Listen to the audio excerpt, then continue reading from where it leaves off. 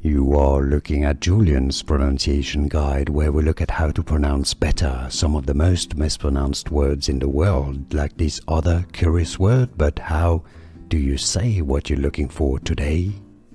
Let's learn once and for all how to pronounce this word. This is a name from music, a self-contained piece for one voice. For more music vocabulary, stay tuned.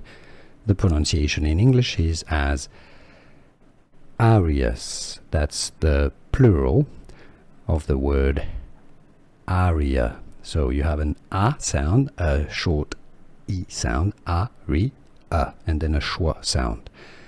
Aria, or here the plural, Arias. Arias. It's easy, and now you know. Here are more videos on how to pronounce more confusing words and names too many mispronounced. Like this video if you found it useful. I appreciate your support. I'll see you soon, and thanks for watching.